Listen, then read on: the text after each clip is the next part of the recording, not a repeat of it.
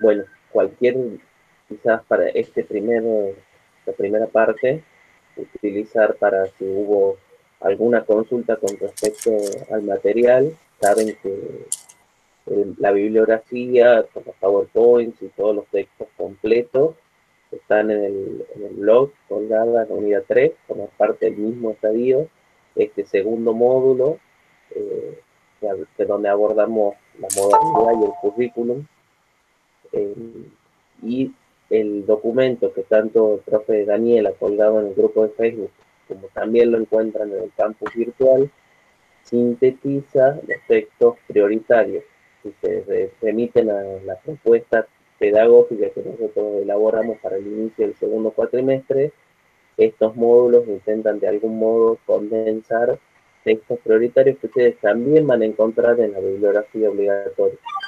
Y ahí les queremos reforzar y enfatizar que es importante que no se queden solamente con estos textos, sino que también vayan hacia la bibliografía, lean, porque en definitiva esto es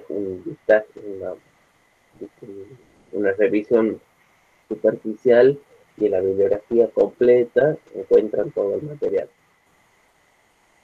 Ahora, si tienen algunas consultas sobre dificultades que tuvieron con respecto al material o algo, nos quieren avisar, y si no, ya les podemos dar la palabra al profe Tepes, así comience la exposición.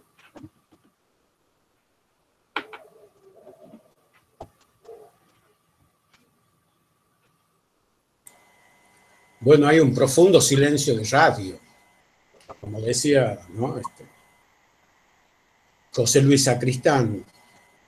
¿Se acuerdan de esa película? Bueno, ustedes son chicos, yo le hablo del destape de los 80 y no habían nacido ustedes. Yo era un joven de 20 y tantos años ahí que vivía el destape. Se llamaba Amanece, que no es poco, que es una muy linda película. Acá hay una pregunta sobre el concepto de moral autónoma, retomarlo de alguna forma en términos generales.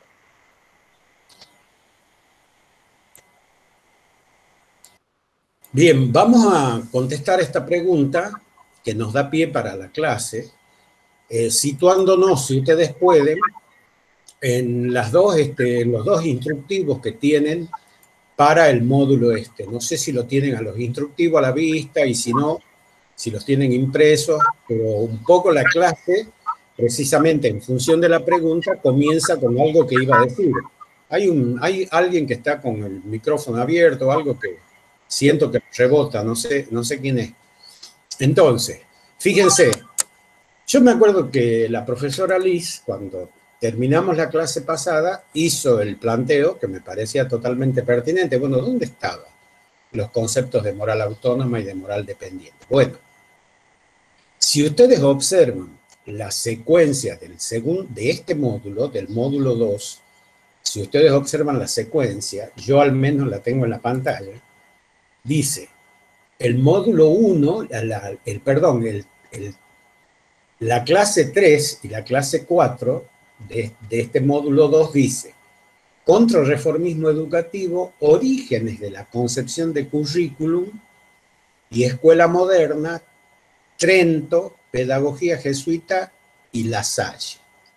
Eso dice un bloque temático de la clase 3. Y si nosotros nos ubicamos en la clase 4, ¿no? ¿Qué dice la clase 4? Fíjense, tema, ¿no?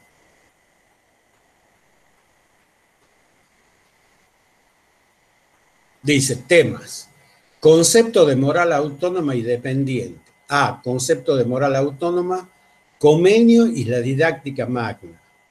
Y B, concepto de moral dependiente, Loyola y el ratio studiorum o la ratio studiorum. Todo depende de cómo se lo enuncia en castellano o en latín. Si es latín es la ratio, porque ratio quiere decir razón. Y el ratio studiorum es una versión castellanizada de ese currículum jesuita que tiene ese artículo de carácter singular, de carácter masculino, ¿no? Pero en realidad, haciendo un preciosismo académico, estamos hablando de la ratio studior, la razón a estudiarse. Entonces, para, para quien hizo la pregunta, en este tema, precisamente en esta clase, vamos a ver este conjunto de cosas. Aclarando y empezando por el final, de que cuando hablamos de moral autónoma y de moral dependiente, no hablamos del cómo enseñar. No hablamos ni de la didáctica, ni del procedimiento, ni de la, ¿no? Particularidad que tiene la escuela moderna, ni la particularidad que va a tener la Ratio Studiorum y sus instituciones, tanto en Europa como en América. Porque ese puente, además conceptual, siempre lo tenemos que tender para que todo lo que pasa en Europa, nosotros hemos dicho, la historia no es un arcón de memoria, ni de recuerdo, ni de evocaciones. La historia es una herramienta que, como decía Alberti, nos permite conocer el pasado, comprender el presente e imaginar el porvenir, ¿no? Si no, no tiene sentido estudiar todo este preciosismo, ¿no? Histórico y educativo si no tiene un sentido.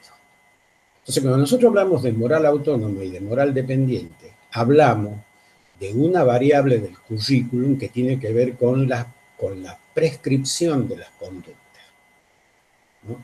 ¿Hacia dónde marcha este currículum? Ya no es, vuelvo a repetir, el cómo educo, ¿no? Si los jesuitas estaba la lectio, la quaestio, la disputatio, ¿no? Y todo lo que envolvía el proceso educativo, ¿no es cierto?, jesuita, que ya lo vamos a ver, ni tampoco todavía vamos a entrar o lo vamos a explorar al concepto de pansofía, enseñar todo a todo, que esa educación sea mixta porque se incorporaba a la mujer, que esté basada, ¿no es cierto?, no en el creer, sino en el comprobar, bueno, todo lo que hemos visto del realismo pedagógico.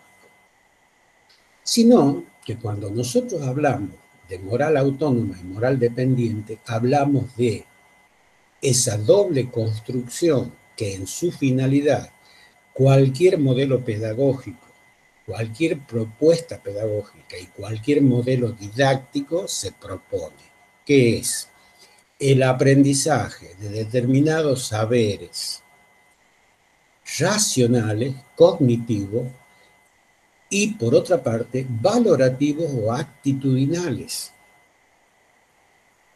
Pero en este tiempo histórico, porque además tenemos que aprender a relacionar los conceptos con el tiempo histórico, ¿por qué aparece el concepto de moral? ¿No? Hoy día nosotros no hablaríamos de moral. Hoy día ya hablamos de ética, que es un concepto contemporáneo y hasta sustituto del término moral, ¿no? ¿Y con qué tiene que ver la ética? Con esto que se llama, ¿no?, la construcción de las conductas socialmente necesarias para la vida de relación. Y esa ética, por ejemplo, hoy, ¿no es cierto?, Gilles Lipovetsky habla de una ética indolora, de una ética donde las personas tienen obligaciones pero no derechos, de una ética no construida con el esfuerzo,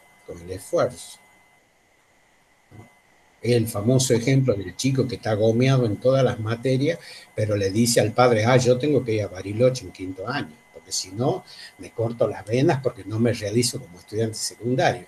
Si yo llegaba a decir eso a mi viejo, me daba tal cantidad de coscorrones en la cabeza y me mandaba a estudiar y me decía, con su 6º grado y casi analfabeto, me sabía decir, si vos me traes un colorado en la libreta, ¿no?, lo único que hacía, nunca me tocó un dedo, pero me decía, dame tu ropa. Me ponía como Adán llegó al mundo y me metía en la cama 2 días de penitencia con un montón de libros para leer, ¿no? Y como no tenía ropa, no me podía escapar, para colmo. Así de clarito. Entonces, la posmodernidad, decía Gilles Lipovetsky, ha instalado el concepto de moral flácida, ¿no? Eso que el mismo Zizek habla de amor líquido, ¿no? Esa cosa, ¿no? Así genuflexa, esa cosa, ¿no? Que parece yogur, no es ni chicha ni limonada. Bueno, ese concepto de una ética indolora es lo que a nosotros nos atraviesa, pero además totalmente individualista, totalmente egoísta, sin sentido de lo colectivo, sin sentido de lo solidario. Yo y después que se pierde el mundo. ¿Saben cómo me aburro de tomar café con algunos de mis amigos que son unos viejos pelotudos que después de a la edad nuestra han descubierto el individualismo cuando son los viejos los que más dependen de otros? Qué triste, ¿no? Entonces, volviendo al Renacimiento y a la modernidad temprana, esa ética que hoy es indolora y que en algún momento fue la ética del esfuerzo o la ética dolorosa, todavía era una moral. ¿Qué es una moral? Una forma de comportamiento. El currículum prescribía una moral. Y esa moral muchas veces estaba garantizada, además de la prescripción, por el castigo, por la sanción, por la persecución.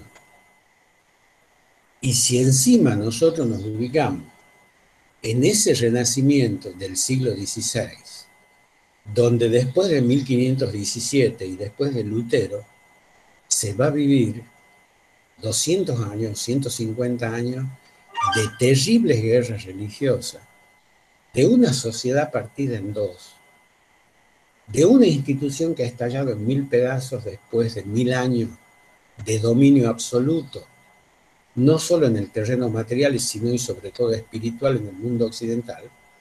Nosotros vemos que las confrontaciones que le dan sentido al educar tiene que ver con la construcción de una moralidad. Es decir, hoy diríamos con la construcción de una ética, de un comportamiento del sujeto basado fundamentalmente en una concepción de cómo se interpreta ese mundo. Y van a aparecer los que vamos a llamar los moralistas del sur, los moralistas de la contrarreforma, los moralistas de lo que nosotros llamamos la moral dependiente, que van a atravesar ese proceso de construcción de la moral con un fuerte discurso trascendente, que no solo hay que creer, sino obedecer. Y si no lo creo y no lo obedezco, seré castigado. Y seré castigado en muchos casos hasta brutalmente. En la hoguera, si soy calificada de bruja, se me van a descoyuntar los miembros, las articulaciones en el potro de la tortura, ¿no? Me van a arrancar las uñas de los pies y de las manos con tenaza. O, por ejemplo, me van a encerrar en un sarcófago que tiene clavos hacia adentro, donde los primeros clavos son los que te atraviesan los ojos. ¿Y por qué? Porque al violar esa moral, yo me transformaba en primer lugar en hereje. ¿No? ¿Y qué era el hereje? ¿Qué cosa terrible era el hereje? Y creo yo haberlo dicho, y si no lo he dicho, lo voy a decir ahora, y era que si ustedes bucean semánticamente el significado de la palabra hereje, que proviene del griego, y que tiene mucha relación con el pensamiento helenístico, aristotélico, tiene una fuerte connotación con el discurso de Aristóteles, el hereje es el libre pensador. Es aquel que no se ata a dogmas, ¿no? Es aquel que cultiva una vieja filosofía griega, que es la filosofía de los escépticos. Es aquel que transforma todo en pregunta, porque ¿qué es lo que hacen los escépticos? Transformar todo en pregunta. Estoy apagando este aparato que se llama, ¿no es cierto? ¿Cómo decía Roberto Ar? El juguete rabioso. Estoy apagando el celular, porque está meta a chillar, parece que le están apretando la cola cada rato. Entonces, fíjense, la moral de los estoicos, ¿no? La moral de los escépticos, la moral de los filósofos pobres como Demóstenes, era la moral que hoy día encarnaría o atravesada por lo que en ese momento podría ser la herejía. ¿Por qué? Porque eran libre pensadores, porque no se ataban a dogmas y porque ponían todo en duda. Y porque ellos mismos decían que la duda o la pregunta te abre la cabeza al conocimiento. No las frases hechas, no los enunciados estatuidos, no las verdades absolutas. Las verdades absolutas, decía, ¿no es cierto?, el mismo Heráclito, lleva dentro de sí la contradicción. Acuérdense, Heráclito, el gran, ¿no es cierto?, creador de la dialéctica, donde todo enunciado tiene su propia contradicción que lo refuta, o donde todo hecho en sí lleva en su seno su propia contradicción, lo que él llamaba la negación. Y él decía, ¿no? Todo niño al nacer lleva ínclita la muerte. Todo joven dentro de sí lleva su propia negación, que es la vejez. Y hoy diríamos, todos nosotros, los sanos, llevamos dentro de sí la negación, que es el peligro de la enfermedad. Bueno, entonces, ¿qué se castigaba? ¿Qué es lo primero que se castigaba? En ese currículum, en esa moral tan dura, en esa prescripción curricular tan dura, al hereje, a ese que dudaba en esa época de la fe. Dudaba, se hacía preguntas, bueno, ¿será verdad lo del Espíritu Santo? Es medio irracional y absurdo que tres personas distintas sean un solo Dios verdadero y encima sea una palomita, y bueno, cuando vos te empezás a preguntar esas cosas, sos un hereje. Entonces, lo primero que va a castigar desde la prescripción curricular, porque aclaremos, el Concilio de Trento establece tres prescripciones. Un ejército de la fe, acuérdense, la censura a través del índice de todo lo que para ellos van a ser los libros prohibidos, y donde todo cristiano tiene la obligación de denunciar a aquel que lea libros prohibidos y que dude de la fe, y un cuerpo punitivo tremendo que se llamó la Santa Inquisición, que ya existía de hecho en la Iglesia desde el siglo XIII, pero que ahora va a existir de derecho porque va a estar santificado por un concilio que es el Concilio de Trento. Y ese cuerpo punitivo está autorizado a someterte a los peores tormentos que pueda haber para arrancarte confesión, para arrancarte el castigo de la segunda, ¿no?, categoría de pecados o de errores o de violaciones al precepto de la fe y al comportamiento social y ético de un buen cristiano, que es la condición de ser apóstata. Ya el hereje es el que duda, el apóstata es aquel que reniega de la fe. Por eso decimos que es una apostasía, es cuando nosotros decimos públicamente, no, bueno, yo dejé de ser católico, mañana soy evangelista. Entonces, el hereje era el que dudaba de la fe, el apóstata era el que renegaba de la fe, y el tercer grupo de aquellos, ¿no es cierto?, herejes que ya no solo dudaban de la fe, sino renegaban de la fe, eran los sacrílegos. Y los sacrílegos eran los que insultaban la fe.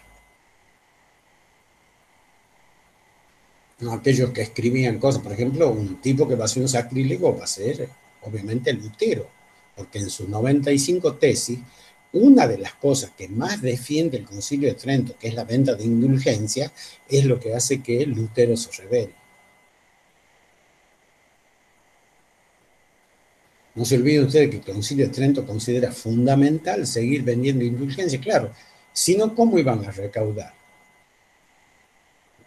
¿Qué mejor que vender como ahora planes de ahorro de auto, un plan de ahorro que vos lo pagas para que cuando te mueras, ¿no es cierto?, tengas un terrenito garantizado en el lote 5 del paraíso.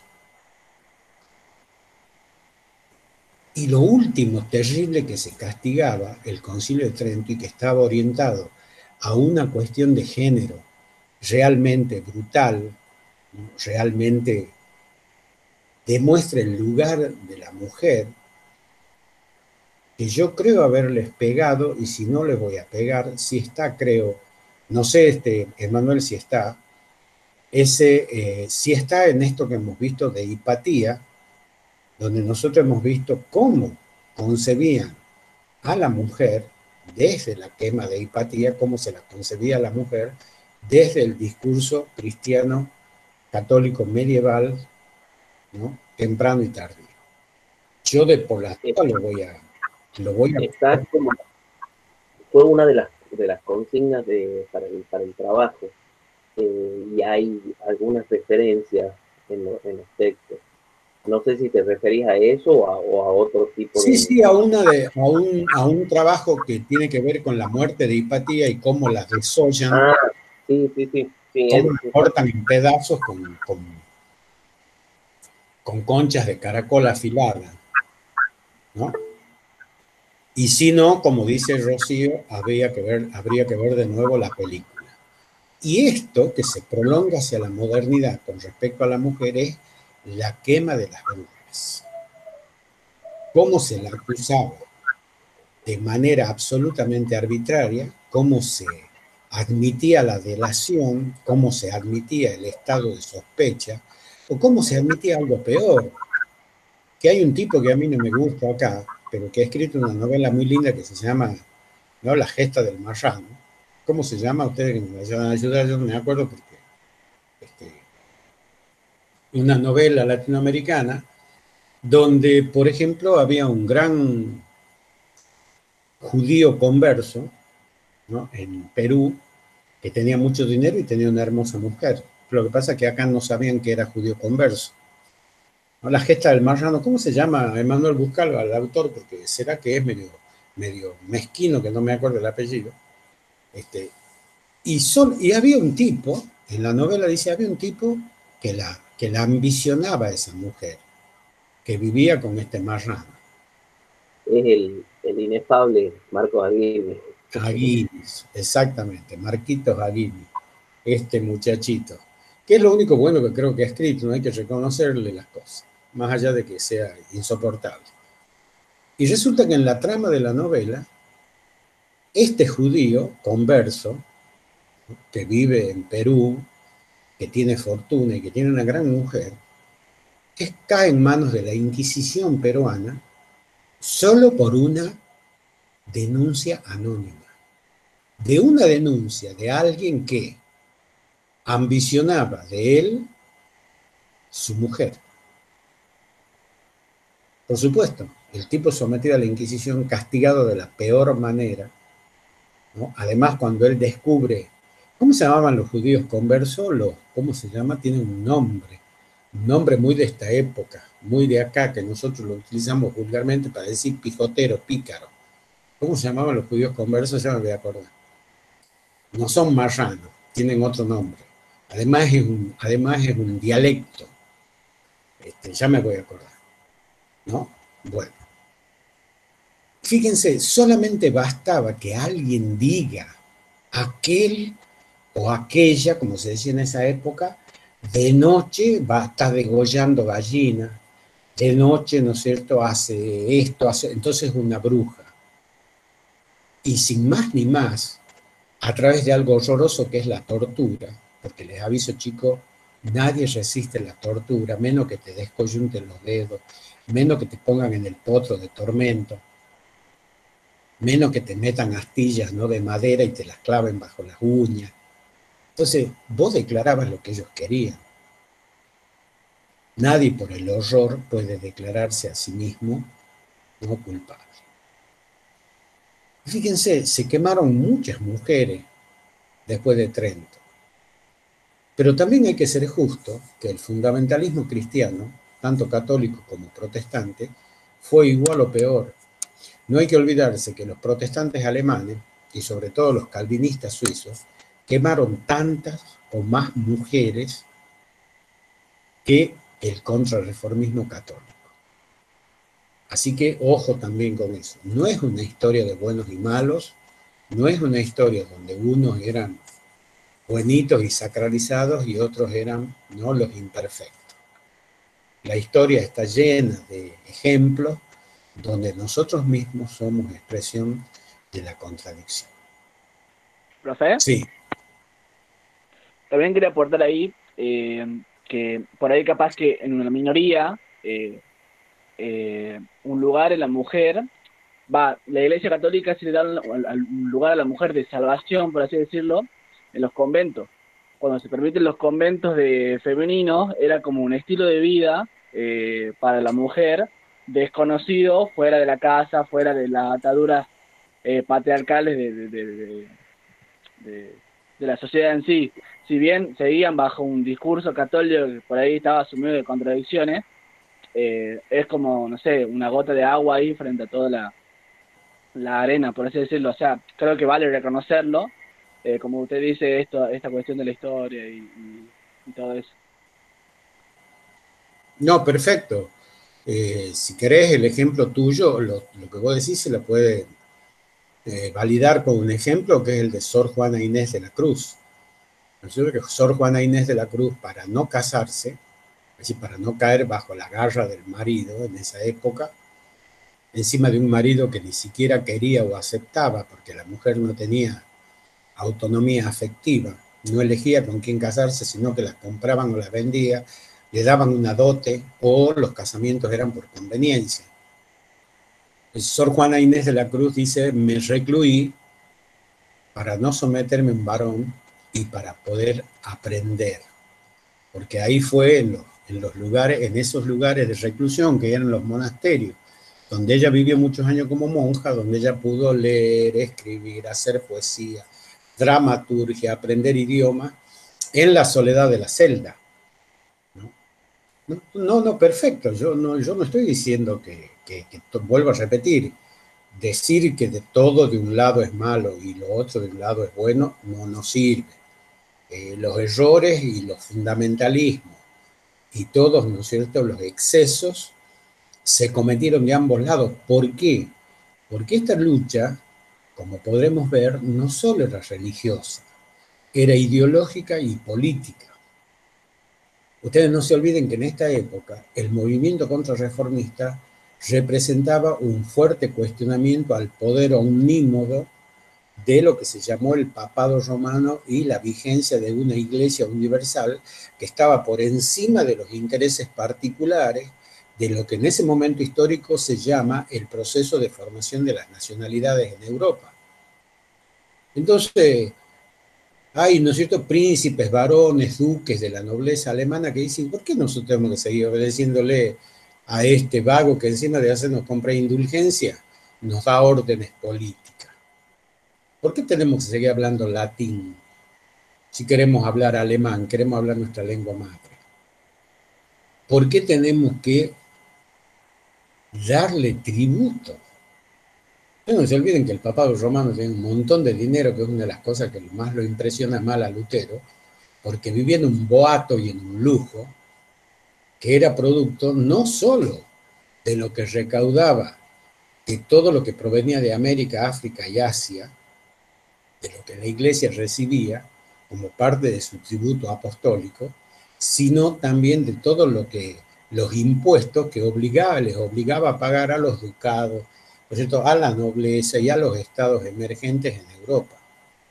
Entonces la lucha es una lucha política y una lucha por la afirmación de las nacionalidades. ¿No? Los franceses querían ser franceses, no una provincia del papado romano. Los alemanes, con todas sus divisiones interiores, igual. Los ingleses, lo mismo. Entonces, volviendo al principio, ¿qué ética y qué moral se construye? Una ética orientada a la obediencia ciega. ¿Por qué se la construye esa ética? Por eso vamos a volver de nuevo a la pregunta inicial. ¿Para qué se lo educa al sujeto en una formación moral que en primer lugar le permita ver el mundo de una manera, y no solo el mundo, sino lo trascendente de una manera? Y en función de eso, obedecer todo lo que pauta ese discurso, que es terrenal y que es celestial. Y si no lo obedece, tiene las resoluciones punitivas que ha tomado Trento para obligarlo a que lo haga. Y si no lo hace, si no se arrepiente, si no confiesa su herejía, será condenado a la muerte. Entonces, por eso hablamos nosotros del concepto de moral dependiente. No podía ni siquiera pensar libremente, era un hereje. Si dudaba de la fe, peor, era un apóstata. Perdón, si renegaba de la fe, si dudaba y si se preguntaba cosas, era un hereje. Si renegaba de la fe, decía, no, no quiero ser más católico, que sea a partir de mañana anabaptistas, y aquellos que negaban el bautismo, y que ya saben, terminaron todos en la hoguera, los anabaptistas. No hubo tolerancia dentro de la iglesia romana de los llamados, ¿no es cierto?, aquellos que diferían o disentían. Por ejemplo, los anabaptistas, que era un grupo religioso muy importante en la zona del Ródano, en la zona del sur de Francia, que colindaba con Italia y Suiza, y decían el sacramento del bautismo no tiene ningún valor. ¿De qué sirve que yo le eche agua en la cabecita al changuito? Entonces se llamaron el grupo de los anabaptistas. Bueno, fueron masacrados porque negaban un sacramento de la fe. Los mismos los jansenistas, los mismos los balduinos. Y si nosotros volvemos al nombre de la rosa y nos ubicamos en Guillermo de Bakersfield, que es un viejo, como él dice, soy un viejo inquisidor, ya se castigaba, y ustedes lo han visto, ¿con qué? Con el sacrificio del fuego. Les quemaban con hierros calientes, los quemaban, los torturaban con hierros calientes a aquellos que dudaban de la fe o aquellos que renegaban de la fe, o peor, que la insultaban a la fe como los sacrílegos. O peor, como esa chica en la película El nombre de la rosa, que es acusada, ¿no es cierto?, de bruja y casi muere en la hoguera. Entonces, la pregunta no es caer en la anécdota. ¿Por qué se recurría a esto? Porque, chicos, volvemos de nuevo a los dos conceptos teóricos. La educación de las cosas, la iglesia, ¿no?, la sociedad, la cultura, la lengua, y la educación y la instrucción formalizada. Fíjense qué hace Trento. Toma medidas educativas inmediatas. Ya no solo, fíjense, primero recomienda toda la tradición, preservar la tradición, todo esto que la iglesia ha hecho historia durante 1000 años, hay que preservarlo, no hay que cambiarlo nada, ese es el dogma. Pero, dice, vamos a crear 3 cosas. Uno, un ejército de la fe que controle y combata el protestantismo en cualquier lugar del mundo donde se presente. Fíjense, los jesuitas estuvieron hasta en China, Filipinas, el sur de África, toda América Latina, sin contar la influencia, y eso lo describe muy bien Juan Jacobo Rousseau, que tuvieron los jesuitas, por ejemplo, en Francia, en España, en Portugal. Y por eso también fueron tan odiados, que acuérdense que en 1766, 1767, Carlos III los expulsa de los dominios españoles de América con lo opuesto. Les da la orden a la mañana y al mediodía estaban todos yéndose caminando, y eso se ve muy bien en la película La Misión. Por eso para este módulo tienen que ver la película La Misión. ¿De qué manera son expulsados? Y porque además esa educación de las cosas a ellos los lleva a construir ya no solo el poder del discurso pedagógico, que en todo el mundo van a ser las universidades y las misiones, los colegios, ¿no?, mínimos o secundarios y los colegios máximos, que son las universidades, sino a construir todo un subsistema de poder paralelo a los estados absolutos. ¿Qué es lo que pasa acá en América? ¿No? ¿Por qué los expulsan a los jesuitas? Porque tenían un tercio de la propiedad de la tierra estaba en manos de los jesuitas. Chicos, entren hoy, busquen, año, ¿no?, siglo XXI, busquen estancias jesuíticas en Córdoba, busquen hoy. Es todo un circuito de turismo y vean la cantidad de tierra que acumulaban los jesuitas. Era un estado dentro de un estado. Manejaban la circulación de la moneda, los préstamos bancarios, las hipotecas. Y al mismo tiempo tenían toda una masa de las llamadas culturas atrasadas o cultura de las tierras calientes. Si ustedes ven la geopolítica de las misiones jesuíticas en América Latina, van a ver que todas se extienden a lo largo del Chaco y de la frontera con Brasil. Y uno pregunta, ¿y por qué? ¿No? ¿Por qué no había misiones jesuíticas en Perú? ¿Por qué no había misiones jesuíticas? No, en las culturas templadas no, en las culturas desarrolladas no. La frontera de las misiones estaban en aquellos lugares donde el poder español colindaba con el imperio lusitano, con Brasil. Y como los brasileños y los lusitanos eran esclavistas y los españoles eran encomenderos, yanaconas, trabajaban con otro sistema de explotación del aborigen, no querían que los cangaseiros, ¿no?, incursionaban por los territorios del dominio español cazando esclavos, llevándoselos para Brasil. Entonces la frontera no solo va a ser una frontera militar, va a ser una frontera misional. Y eso también se ve muy bien en la película La Misión. Se entiende. Lo digamos de otra manera. La política superestructural en materia educativa, religiosa y cultural la llevaban adelante las congregaciones religiosas. Y la política material, ¿no?, la política de gobierno, la política, ¿no?, de tomar las grandes decisiones en cuanto a los destinos del imperio, lo llevaba la corona. Entonces, estamos explicando el sentido que va a tener la obediencia para una concepción del mundo. Por eso se llama moral dependiente. Es decir, el sujeto no era ni siquiera dueño de pensar a través, por ejemplo, de la duda. Menos a partir de la apostasía, de decir, no, yo no creo más, no me jodan, yo no quiero Lola con esto. No me voy a confesar más. ¿Así? Acuérdense que según Trento la confesión era obligatoria al menos 2 veces al año. Acuérdense, chicos, que los jesuitas fueron la única congregación religiosa que aprendió el idioma del esclavo. Ustedes no se olviden que la lengua siempre la aprenden los oprimidos. Nosotros aprendimos el español, ¿no? En América del Norte, conquistada por los anglosajones, ¿qué aprendieron? El inglés, que se impuso como lengua.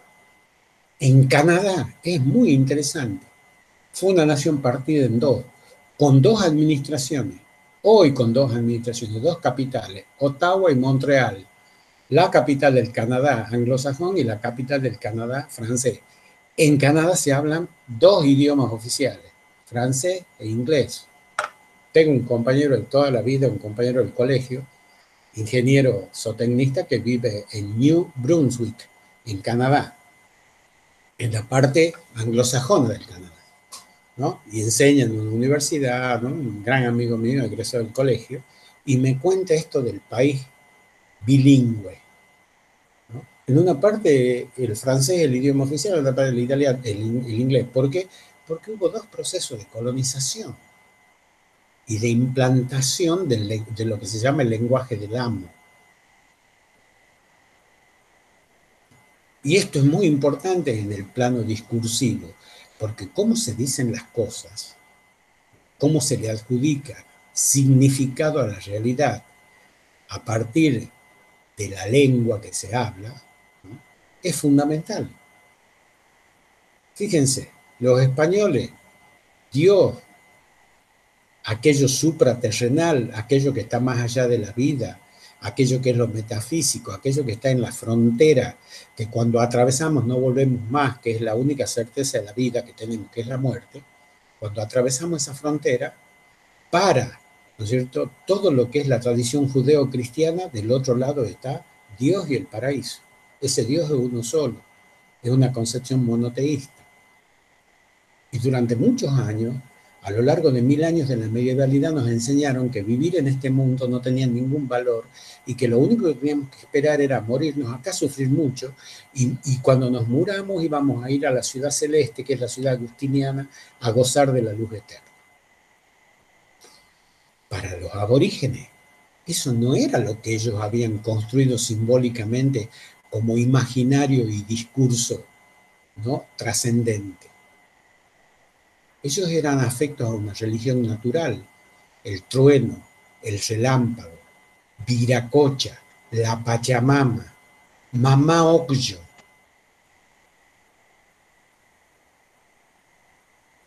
¿Y qué es lo que se hizo? El primer paso de la pedagogía de la evangelización, ¿qué fue? La aculturación. Decirles a ellos que todo eso que en lo que ellos creían era basura, que eso no existía. Pero aún más, si querían y renegaban de esa imposición, los cagaban a palo, como pasó acá en América. Y eso se llama conversión. Y luego, ¿no es cierto?, iniciaban todo un proceso, una vez adquirida la lengua e impuesta la lengua del amo, que se va a llamar catequización.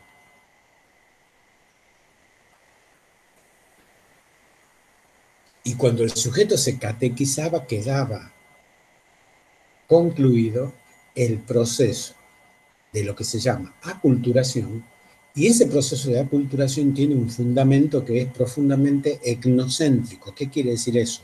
Yo le digo al otro cuál es la cultura que vale, cuál es la cultura que sirve, cuál es la cultura en la que tiene que creer, al mismo tiempo renegando de todo lo propio, lo suyo, sus datos identitarios, su pasado. Bueno, eso es lo que en América y en cualquiera de los continentes descubiertos, tanto protestantes como católicos iniciaron un proceso que se llamó las sucesivas pedagogías de la evangelización y la imposición etnocéntrica de una concepción del mundo trascendente. ¿Y por qué esto tiene que ver con lo que nosotros hemos hablado de moral, ¿no?, de todo esto de por qué está ínclita en el currículo? Porque esto está atravesado por un proceso que, como todo lo hemos visto, es lo que ya hemos dicho y no lo dejamos de decir, la prescripción. No te preguntan a vos si querés. No te dicen, che, vos estás de acuerdo, lo discutamos, ¿te parece bien que a partir de mañana ustedes renieguen de la Pachamama, ¿no? La dejen para las jodas de ustedes, chupen cuando se pongan en pedo, pero acá, papito, a comulgar todos los domingos, ¿no? A la iglesia, ¿no? ¿Y qué es eso? ¿Qué dice Fortunato Malimachi? ¿No? Mi gran amigo, uno de los capos en sociología de las religiones, con las cuales tuve el privilegio de estudiar uno de los módulos de mi doctorado más extraordinario que yo estudié. Bueno, Fortunato Malimachi dice, ¿qué es la religión? Una forma de control social.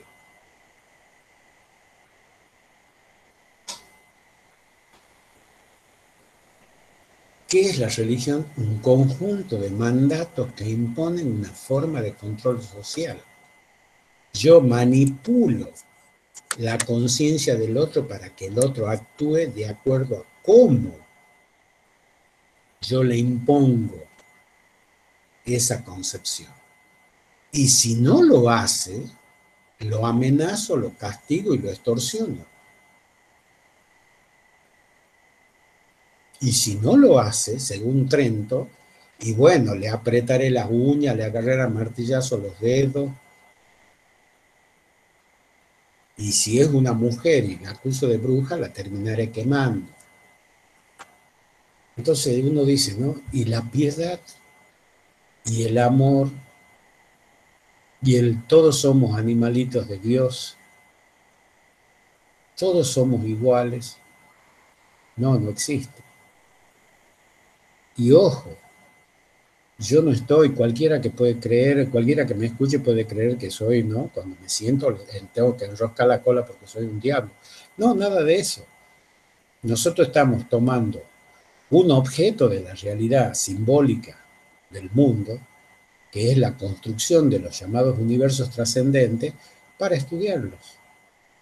Y todas las religiones monoteístas que se originan a partir de la tradición judeocristiana, de la tradición islámica, de la tradición budista, de las distintas tradiciones monoteístas del mundo, son religiones absolutamente autoritarias.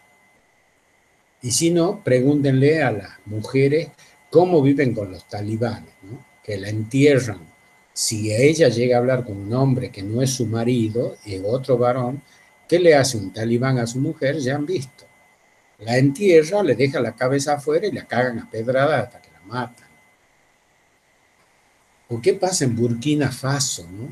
Si una mujer se logra sacar esa cosa que tienen donde, no sé si han visto, son esos cosos celestes que las cubren entera y solamente pueden mirar a través de una mirilla. Ni siquiera se pueden sacar eso para que se les vea el rostro, ¿no? ¿Qué pasaría con esas mujeres?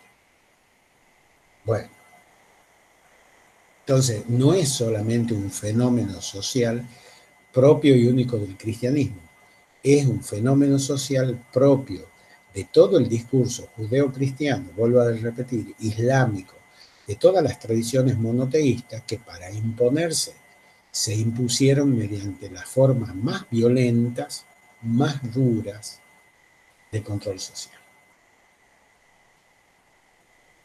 Entonces nosotros como educadores tenemos que estudiar esto.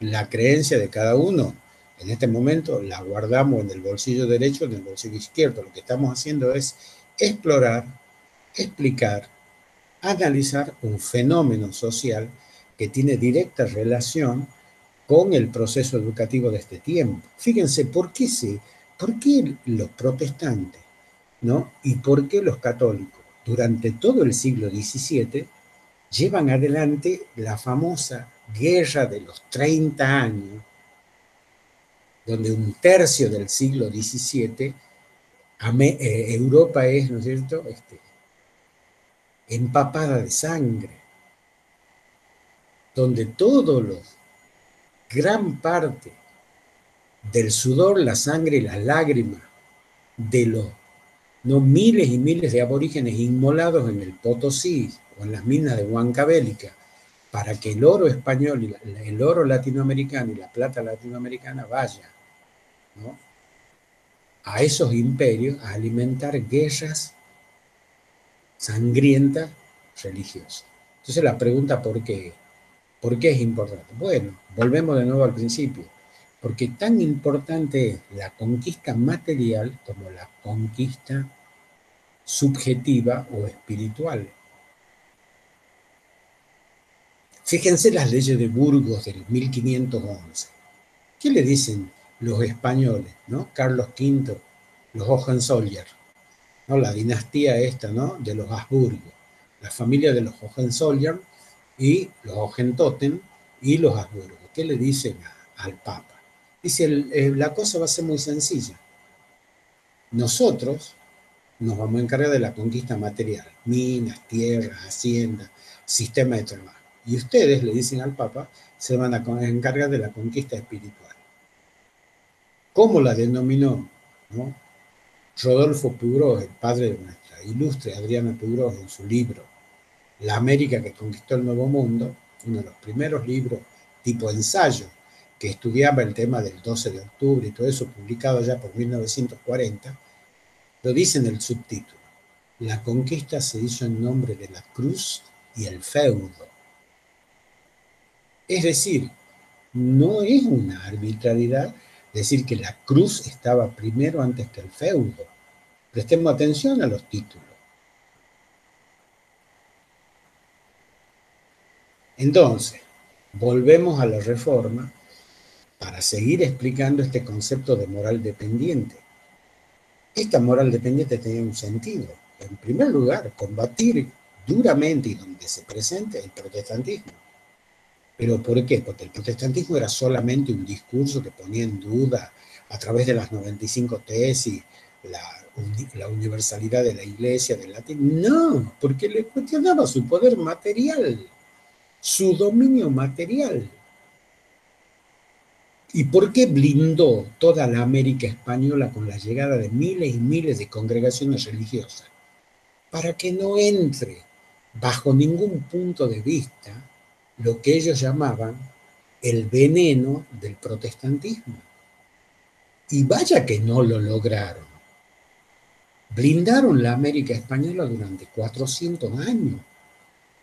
Recién a partir de 1900, en el caso concreto de la Argentina, recién a partir de 1910, con un señor que se llamó William Morris, ¿no? Y que hoy es un pueblo de Buenos Aires, se reconoce la presencia oficial de las iglesias llamadas evangélicas o protestantes en la Argentina.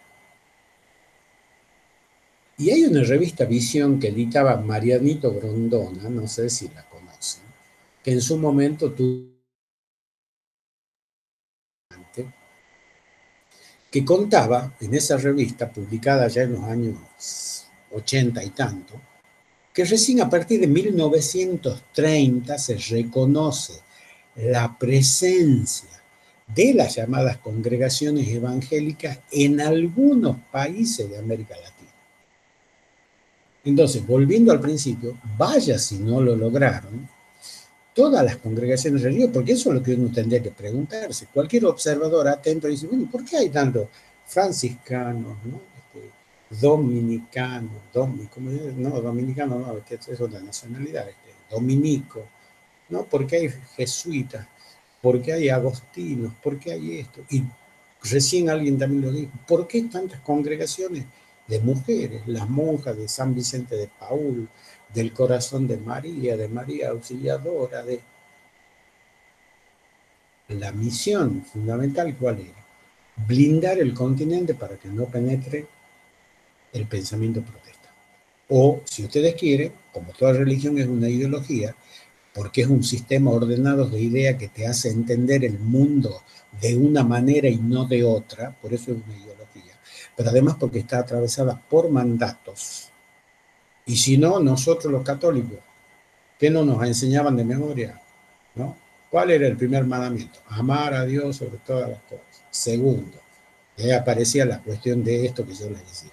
Guarda con los apóstatas, guarda con los... Hoy, ¿no? Lo digo eso, yo no lo decía esos años cuando tenía 8 años y era sacristán en San Roque, ¿no? Sino, ahora lo entiendo, santificar su nombre. Guarda, no vaya a decir pelotudeces, ¿no? Tiene que santificar su nombre. Yo me acuerdo que nosotros el mandamiento, y esto hago una digresión que más discutíamos, era el 10º. ¿cómo era? ¿Cómo era la mujer de tu prójimo? ¿Cómo era? Ese, ¿se acuerdan del 10º mandamiento o no? No decían la mujer de tu prójimo, ¿cómo era? Algo así era, ¿no es cierto? Nosotros le cambiamos, la J le cambiábamos por una X. Entonces, en vez de ser de tu prójimo, era de tu próximo. Si estaba lejos, cagate, ¿no? Entonces, todos los tipos decían, ustedes son unos, nos cargaban, son unos herejes, son unos herejes. No, nos cambió una sola letra al mandamiento, en vez de poner, ¿no? Bueno, cosas así hacíamos. Calculen, ustedes tenemos 9 años. Yo me acuerdo que ahí abandoné para siempre mi carrera de sacristán, porque en ese momento era monaguillo y para ser sacristán tenía que aprenderme todo un catecismo de perseverancia que tenía 101 preguntas. Bueno, y ahí dije, bueno, basta. No porque yo quería, ¿no? A mí y a un grupo de chicos que éramos de la iglesia San Roque, que jugábamos al básquet en la Avellaneda Central, nos echaron de la parroquia porque vino el cura y dejó abierta la sacristía y las monjas habían traído un montón de hostias sin, sin esas hostias grandes, redondas, sin bendecir, esas hostias recién horneadas, y nosotros las sacamos, compramos dulce de leche, hicimos una milhoja gigante y nos comimos las hostias. Bueno, a mí me echaron por 99 años de la iglesia, o sea que tengo que vivir 2 vidas para volver.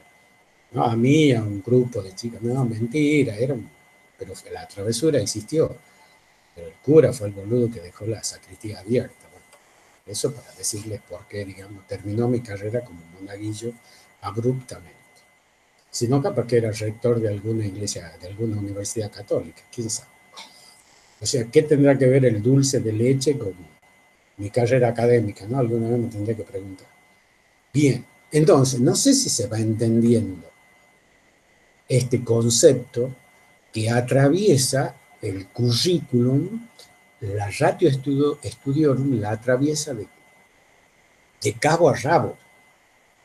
¿Cuál es, y la pregunta fundamental, esto que se llama dentro de la filosofía de la educación, el problema antropológico de la educación? ¿Qué sujeto queremos formar? Ahí aparece el perfil del sujeto. Ese sujeto que tiene que tener una moral con todo un conjunto de características que no le permita ni ser un hereje, es decir, pensar independientemente, ni ser un escéptico, ni ser alguien que se haga preguntas sobre las cosas, mucho menos alguien que reniegue, mucho menos alguien que insulte.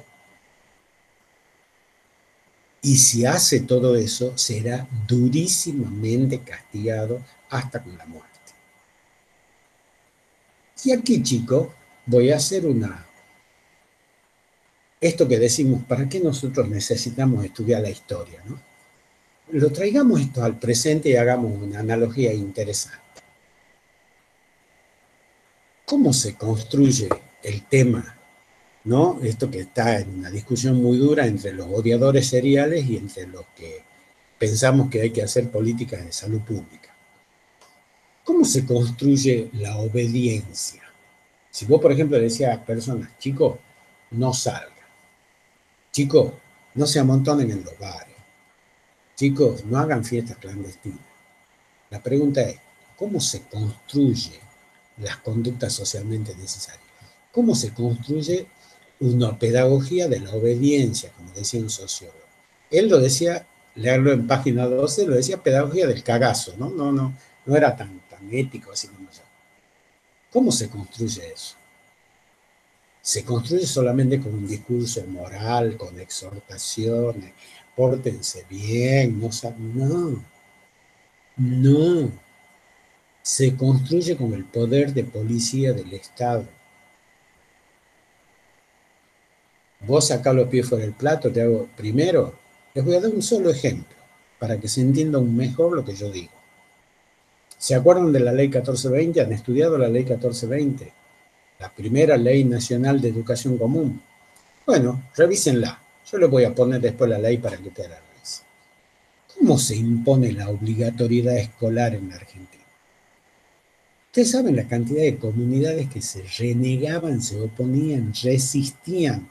Yo lo estudié detenidamente porque soy docente de la Universidad de Jujuy, pero además porque la Secretaría de Ciencia y Técnica y Estudios Regionales me dio fondos para que yo pueda escribir mi tesis de maestría y estudiar el fenómeno. ¿Saben cómo reaccionaban las comunidades del interior, en la sociedad jujeña, en Salta, acá en Tucumán, respecto a la implantación de la obligatoriedad escolar? Con una resistencia absoluta. Desconfiaban, no mandaban a sus chicos a la escuela, no entendían por qué el chico tenía que estar 6 horas no trabajando en el campo, cuidando las gallinas, buscando leña, acarreando agua. De repente venía una orden superestructural que te lo sacaba al chico campesino, justo en la edad en que empieza a ser útil, 6 años.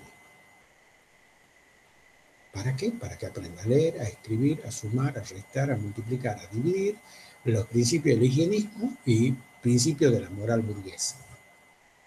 Entonces todos decían, no, ¿por qué? Además, desconfiaban. ¿Qué le están enseñando? Bueno, ¿cómo se implantó el sentido común, hoy en un sentido común que se llama el sentido común del sujeto pedagógico en la Argentina?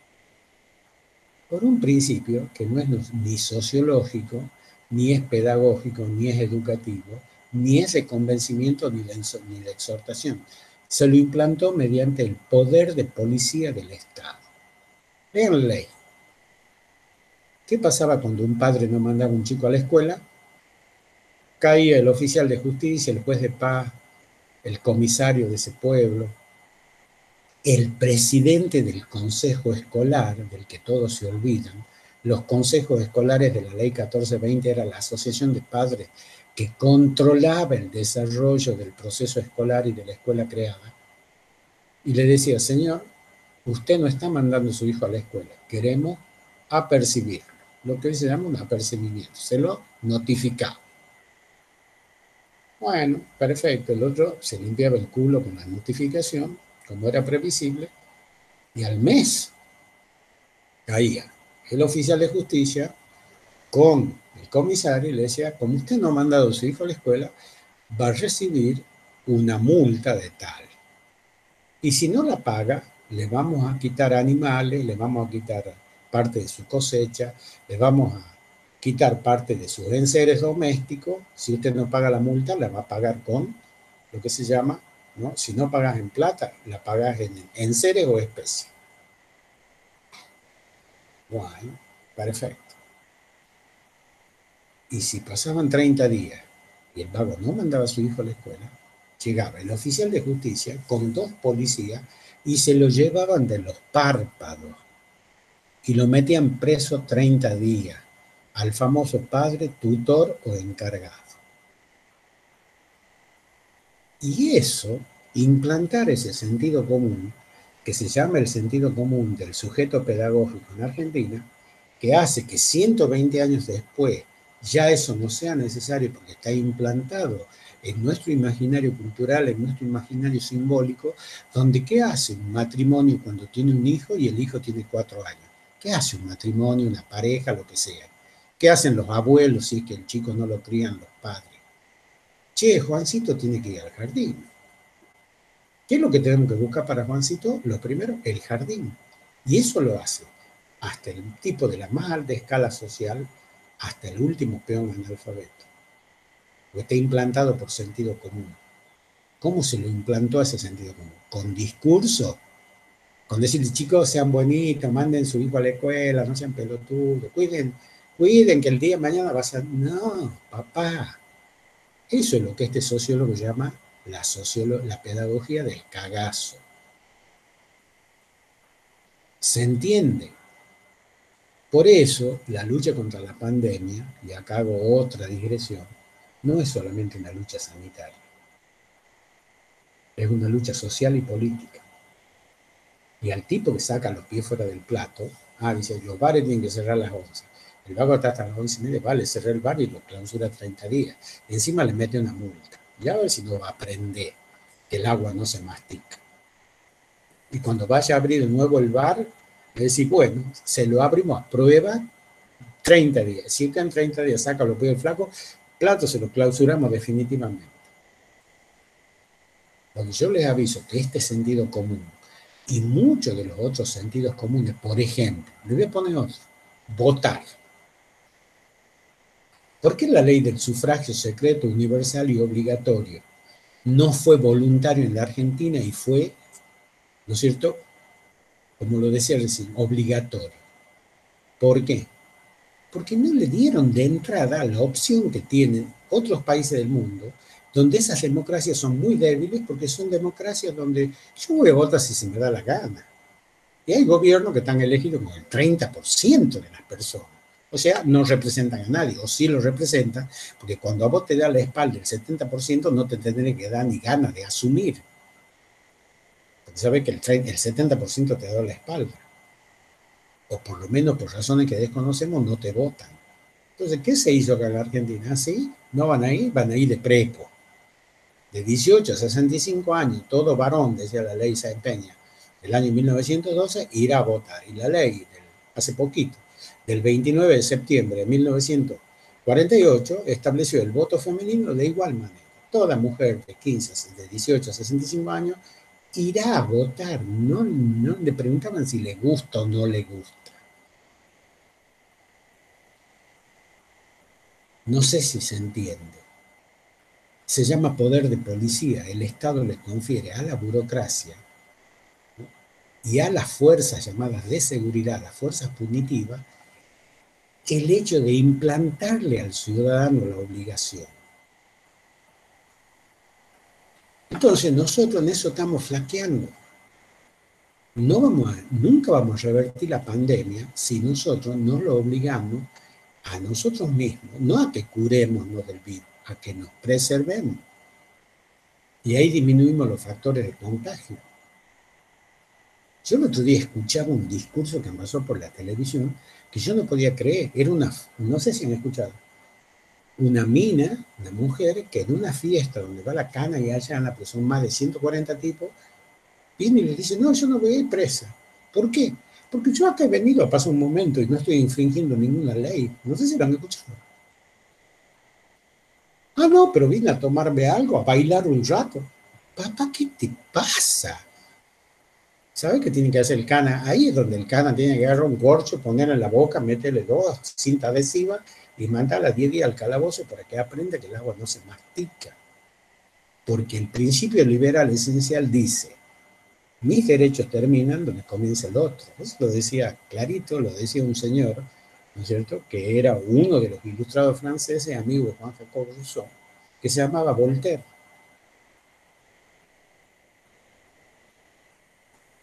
Entonces, mis derechos no son individuales. El liberalismo afianza mis derechos individuales, pero a condición de que el otro derecho individual también sea contemplado. Entonces, ¿por qué hacemos esta digresión? Porque acá está pasando, 400 años antes, acá está pasando lo mismo. ¿Qué hace la tradición católica que se ve tan afectada por la ruptura de la cristiandad? Tiene que recurrir a situaciones tremendas de lo que se llama el control social, no exento de la violencia, no exento de la punición, no exento de la tortura, para imponerle a los sujetos que adhieran a ese discurso contrarreformista a que no saquen los pies fuera del plato. No es que le dicen, chicos, venga, vamos a ir a un recreo, vamos a ver para que ustedes crean. No, ¿qué es eso? Si ustedes no creen, ¿no?, lo vamos a meter al potro del tormento. Lo peor, si ustedes no obedecen o si ustedes dudan. Entonces, volviendo al principio, ¿por qué se llama concepto de moral dependiente?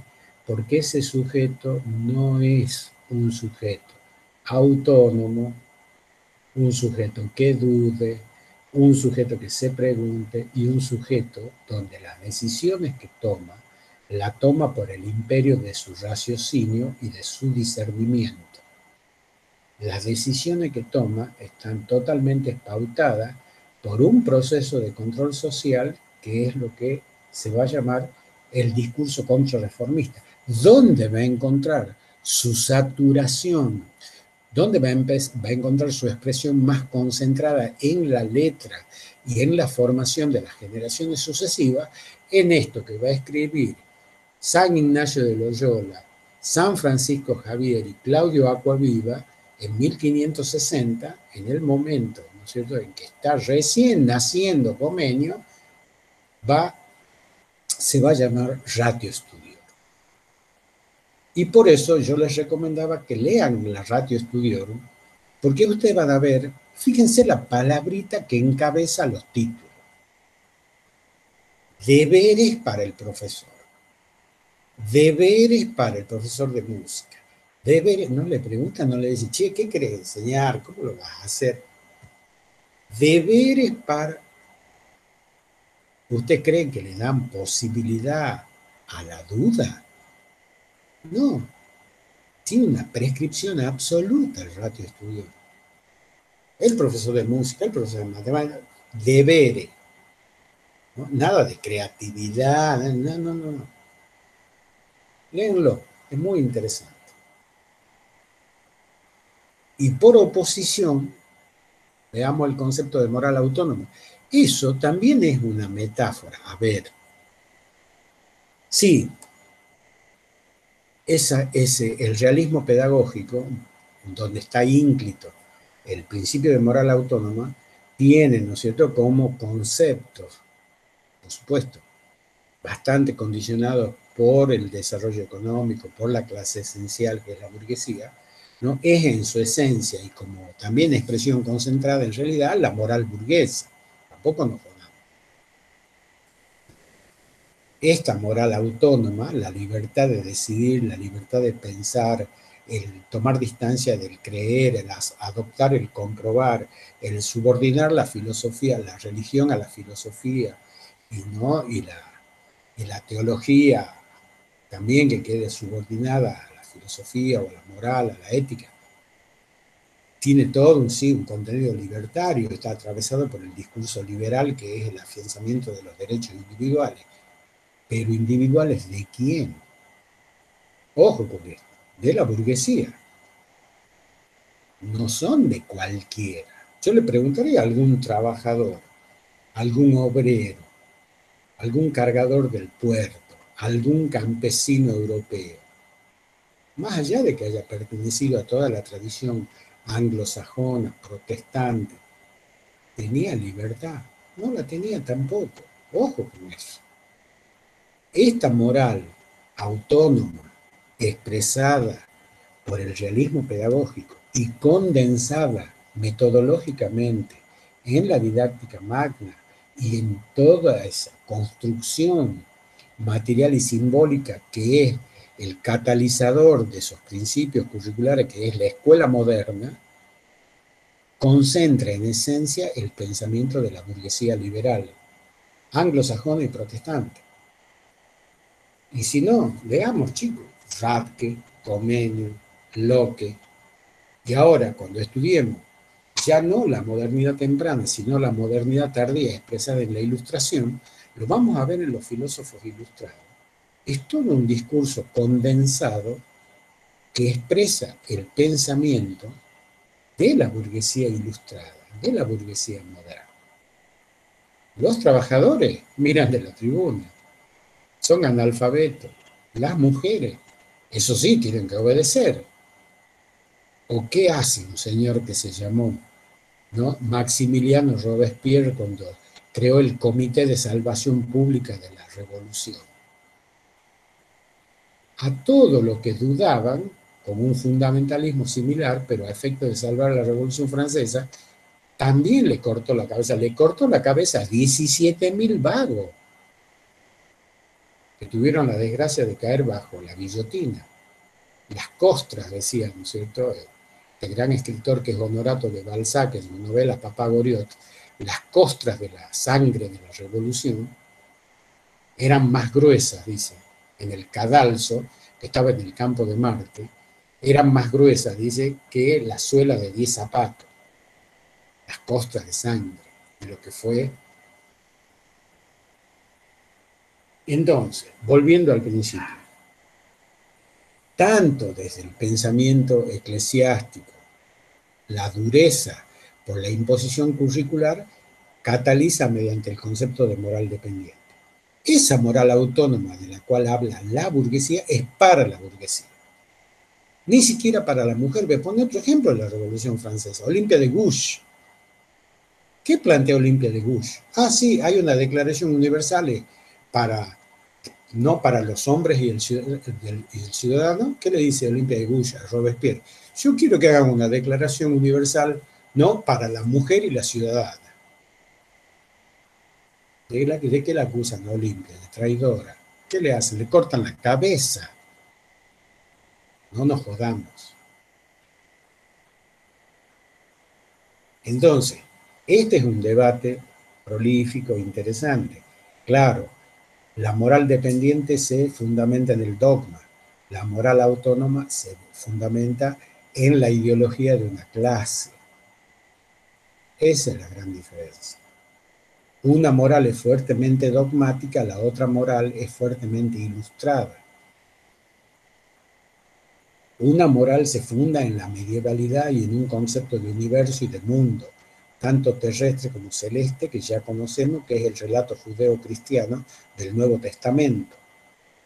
El otro se va a fundar ya no solo en la primera modernidad, y acá ya no ponemos el pie en la modernidad tardía o en la modernidad ilustrada, en toda la producción intelectual de esa clase, que para ser clase hegemónica no solo tiene que construir poder material, no solo va a tener que hacer las revoluciones burguesas y apropiarse y derrocar a las monarquías para construir la república, sino que además tiene que construir un universo intelectual, porque como dice Antonio Gramsci, ninguna clase hegemónica si no es capaz de construir no solo su poder material, sino un poder intelectual, un poder discursivo, una concepción del mundo y la cultura que se irrigue a todos los órdenes sociales. Entonces ahí esa clase cataliza el poder. Fíjense, ¿qué decía el joven Gramsci cuando joven, ya no era tan joven, estaba en la cárcel y le escribía cartas, ¿no es cierto?, a su cuñada, con la cual tenía una relación, bueno, bastante interesante, parece que con la esposa y la cuñada, yo no sé, pero el petizo parece que era rápido para los mandados, pero en las cartas que le escribía a su cuñada le decía eso. Fíjense, dice, la burguesía hasta le pone los nombres a las calles, para que nosotros sepamos, hasta hablando de las calles, quiénes son los tipos con los que nos tenemos que acordar y no. Pues, ¿por dónde vas? Por la avenida Sarmiento. ¿Por dónde seguir después? Por la avenida Mitre. Bueno, fíjense, ¿no? ¿A quién nosotros estamos nombrando desde el sentido común? La avenida Avellaneda, acá Tucumán, estoy hablando de las 4 avenidas, ¿no? La avenida Roca. Hasta el nombre de las calles, como él bien lo dice, te dan el sentido de lo hegemónico. Ahora, yo me preguntaba por qué el pasaje de atrás de la tribuna de Atlético de la Bolivia, que tiene una cuadra, se llama Martín Fierro. Bueno, ya saben. Y el otro que lo atraviesa se llama Chacho Peñalosa. Bueno, está clarito, ¿no? ¿Dónde está el Chacho Peñalosa y dónde está Sarmiento? Fíjense, estamos hablando del nombre de las calles, como decía Antonio Gramsci. Entonces, bueno, tampoco, como decíamos al principio, ni vamos a idolatrar la moral autónoma burguesa, ni vamos a denostar, porque no es esa nuestra función, sino vamos a analizar, comprender este proceso histórico y cada uno, ¿no es cierto?, cada uno va a ir construyendo, como decía Freire, sus propias comprensiones de este saber. Nosotros obviamente que somos apasionados. Yo particularmente, chicos, por una honestidad intelectual les digo, yo no soy neutro, es mentira. En las ciencias sociales, la honestidad intelectual en el sentido de la neutralidad no existe. Las ciencias sociales son ciencias de la opinión, son ciencias cuyo discurso es ideológico, cuyo discurso es cultural. Un discurso es el discurso del apoliticismo, que es el peor de los discursos políticos. Porque como decía Bertolt Brecht, ¿no?, dice, ¿qué hacen los apolíticos?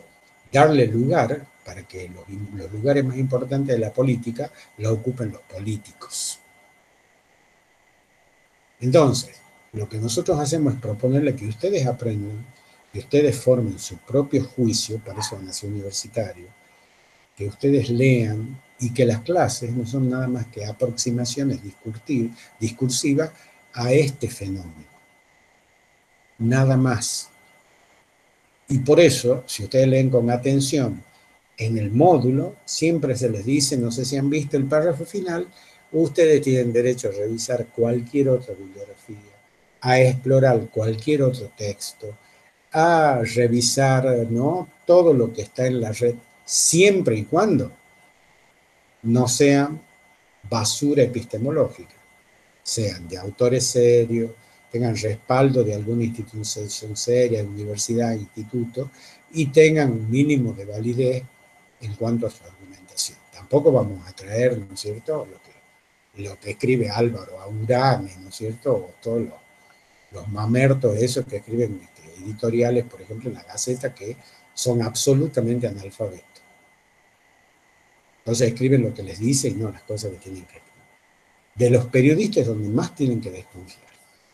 Bien, no sé entonces si se entiende, no sé si se entiende este concepto. Lo digamos de otra manera. ¿Cómo se construye el poder de la educación? A través de un mundo en confrontación, con dos escenarios de disputas, con dos escenarios de confrontación, y esa confrontación, les aviso, no solo es discursiva, para nada. Lo discursivo es lo que cataliza en la letra de los textos. Pero hay guerra. Entonces, hay atrocidades que se hacen en nombre de Dios. Acá se mataron más de 2 millones, ¿no? El ciclo de la plata acá a lo largo de 1500, ¿no?, 1506, 1507, hasta 1750, en que se van los Habsburgos, ¿no? El ciclo de la plata, la extracción de la plata, la extracción del oro, representa la muerte de más de 2 millones de seres humanos, de aborígenes del Potosí, de aborígenes del Perú, de aborígenes de los Andes centrales.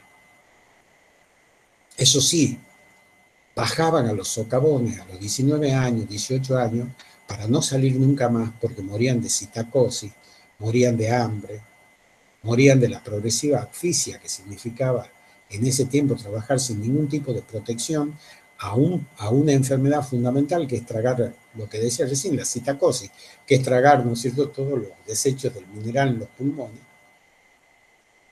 Pero eso sí, bajaban bien comulgados y bien confesados, ¿no? La pedagogía de la evangelización hacía su parte para disciplinarlo. Claro, de eso nadie dice. Nadie dice que ese oro y esa plata están, ¿no?, bañados en sangre. Esa mano de obra barata, anónima y oscura de nativos que no pasaban de los 30 años. O si ustedes van, ¿no?, a la Casa de la Moneda del Potosí, como hemos ido con Sergio, ¿no?, en un momento, hace ya un tiempo, cuando yo fui haciendo las investigaciones de mi tesis de doctorado y de un libro que es un karma porque no lo puedo terminar, sobre José Ignacio de Gorriti, que fundó colegios nacionales en Cochabamba y que es un caudillo del noroeste argentino, un caudillo salteño, y ustedes veían ahí la noria de la mina donde se acuñaba la moneda en el Potosí, las monedas de plata.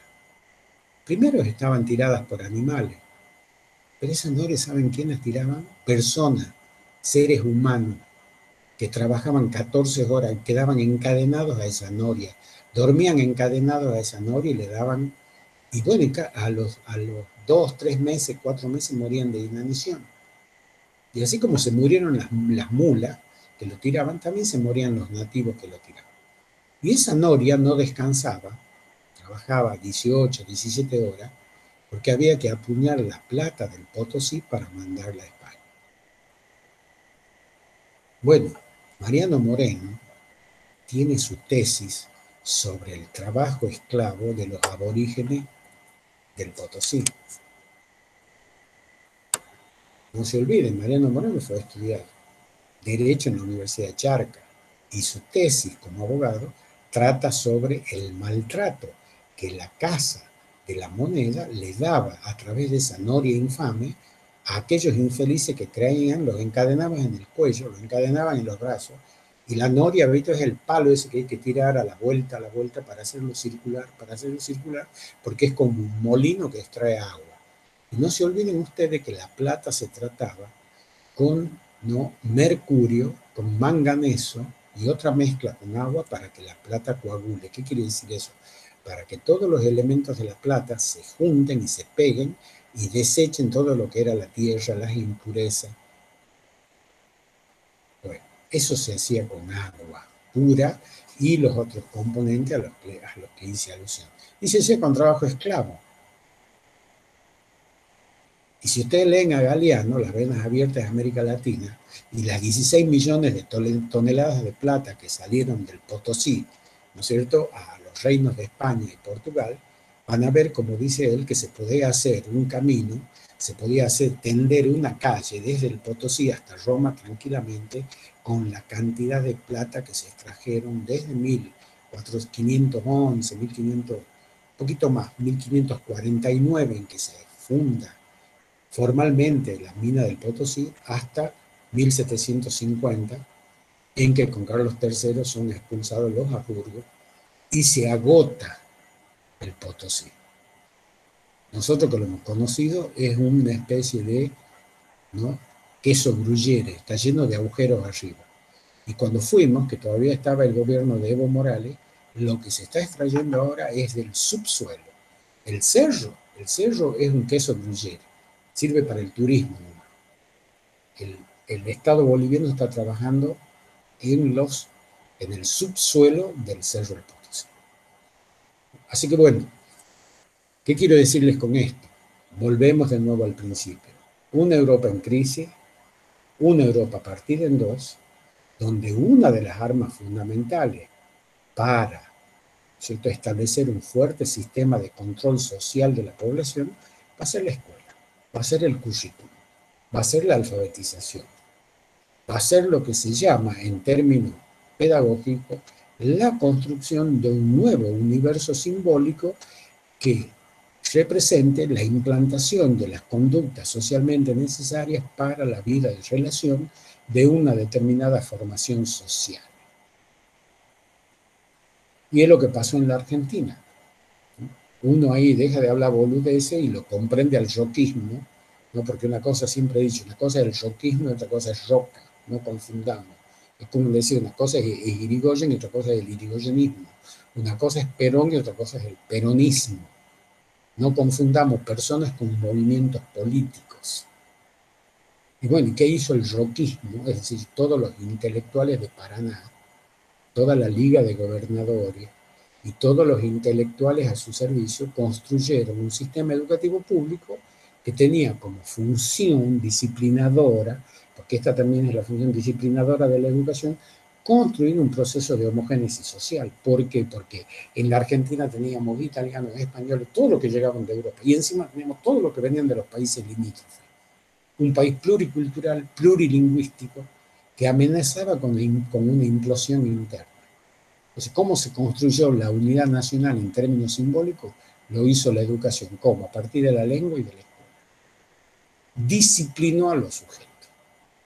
Entonces, con este último concepto terminamos. ¿Qué es moral autónoma y moral dependiente?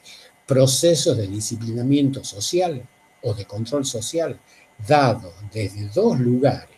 Uno, el llamada moral dependiente, desde el discurso contrarreformista. El otro, el llamado principio de moral autónoma, desde el discurso de la burguesía renacentista, de la burguesía mercantilista, y que pugna por transformarse en la clase esencial del proceso histórico. Esto lo va a hacer un siglo más tarde, en el siglo XVIII, cuando haga sus revoluciones burguesas. Bien, chicos, hasta aquí hemos llegado. No sé si queda alguna pregunta.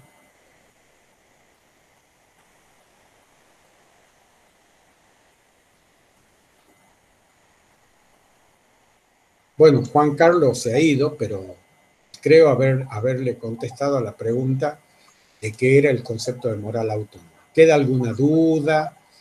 ¿Queda algo que no se haya entendido?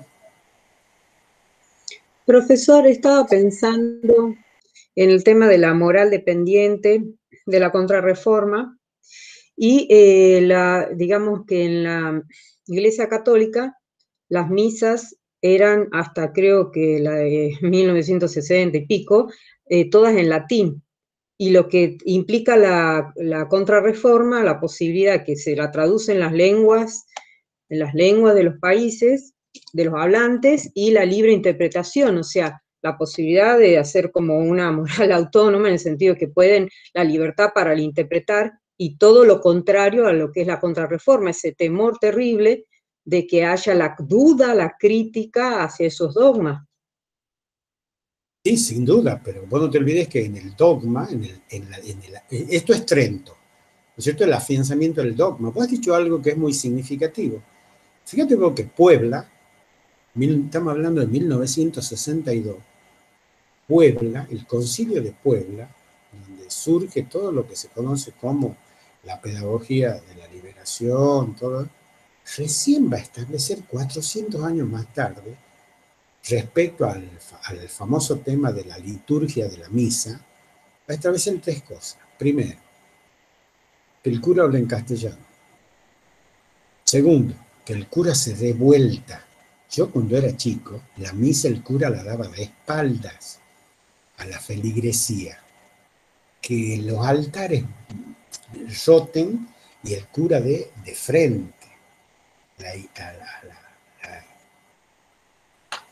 Y tercero, había una cosa fundamental también, ¿no? Que era que aparte de eso, se permitía que la confesión no sea una cuestión excluyente para la comunión.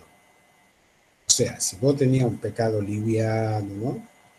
Solamente le metió los cuernos una vez a tu marido a la semana en vez de 5 veces, qué sé yo, no, mentira.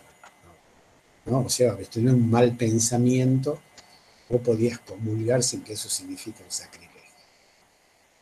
O sea, como que se flexibilizaba un poco y se lo dejaba librado al criterio del buen cristiano, esto la famosa diferencia entre pecados veniales y pecados mortales, que yo me acuerdo, yo cuando tenía 7 años, me acuerdo que había una cosa, que por esas pelotudeces que uno se pregunta, o nos preguntábamos entre los changos, yo me acuerdo que había una monja que nos preparaba para el catecismo. Y la primera vez que íbamos a comulgar, me acuerdo que la monja me decía, tenés que arrepentirte de tu pecado. Y yo decía, con mis 7 años, decía, ¿qué pecado? ¿Qué pecado he cometido yo? O sea, qué cosa así tremenda que puede ir al infierno, porque además era, ¿no? Que vas a ir al infierno, que te vas, y era lo que a mí más me atormentaba. Yo sé qué cagada si me muero mañana y voy al infierno y estoy por el resto de mi vida quemándome ahí, ¿no? Porque Satanás, eso de la extorsión, y yo me acuerdo que no podía, entonces me decía, tenés que hacer el acto de contrición. ¿Qué era el acto de contrición? Me acuerdo, era el acto así de arrepentimiento, de una cosa así totalmente compungida antes de comulgar. Y yo me acuerdo que, claro, un chico de 7 años, 8 años, ¿de qué se puede arrepentir? ¿Qué maldad puede hacer? Eso lo digo ahora que han pasado muchos años, pero digo, había cosas que yo no sentía, como el acto de contrición, de arrepentirme de qué. Si a los 7 años, ¿qué pecado cometes vos? Son travesuras las que hace un chico. No sé si se entiende. Y esto era un poco lo que con Puebla queda un poco más librado, no a la dureza, ¿visto? De la confesión y la comunión, sino que si vos llevabas una vida correcta, podías comulgar sin estar, digamos, ¿no? Como quien dice, violando los principios de la iglesia. Pero bueno, sí, es así como vos dices, ¿no? Fíjate vos lo que tardó en erradicarse el latín, ¿no? Habiéndose producido todo lo que se ha producido en América Latina de la liturgia de la misa. Tuvieron que llegar a los años 60. Y bueno, así son las cosas. ¿Qué va a ser? Pero bueno, también hay que reconocer, chicos, y yo soy un tipo muy respetuoso de eso, de que no hay una sola iglesia, ¿no? Hay que reconocerlo. Hay curas muy buenos, hay gente muy dedicada, hay gente tanto seglares como curas, que yo me saco el sombrero, y tengo profunda admiración a todos esos curas, por ejemplo, que hacen la opción por los pobres, que están con los chicos que les hace falta, que les hace falta un respaldo espiritual y que se juegan las miles de las veces, ahora por ejemplo con la pandemia, se juegan en los comedores infantiles. No todo, volvemos de nuevo a una regla, en las ciencias sociales no existen los universales, no todo absoluto es malo, no todo absoluto es bueno, hay matices, hay contradicciones, hay hechos, ¿no? Yo a los cristianos de los primeros 3 siglos, esos que se enfrentaban a un imperio y a los leones con la palabra, pero me les saco el sombrero, eran tipos con una convicción, pero además porque luchaban por algo que era la libertad, ¿no? Y no la libertad solamente de pensamiento, era la libertad material, ¿no? Se enfrentaban al imperio más poderoso de la tierra, que era el imperio romano.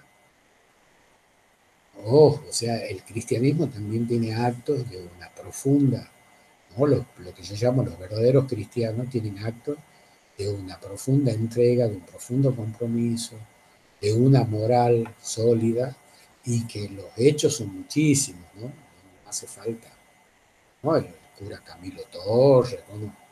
El cura Ernesto Cardenal, acá hay tipos que han sido realmente muy valiosos en América Latina y que han dado ejemplo. Así que bueno, tampoco absolutizar todo de que todo es malo, vuelvo a repetir, no hay nada que sea ni malo ni bueno en sí mismo. Todo tiene matices y contradicciones. Las mismas iglesias evangélicas.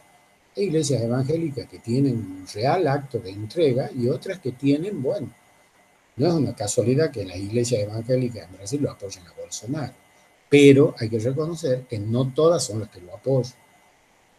Hay iglesias evangélicas, acá también, que hacen, bueno, se ocupan de los pobres en serio y de la gente desvalida, ¿no? Bueno, entonces también tenemos que aprender a pensar con esa visión, que no sea una visión ni dogmática, ni una visión totalmente, ¿no es cierto?, monolítica.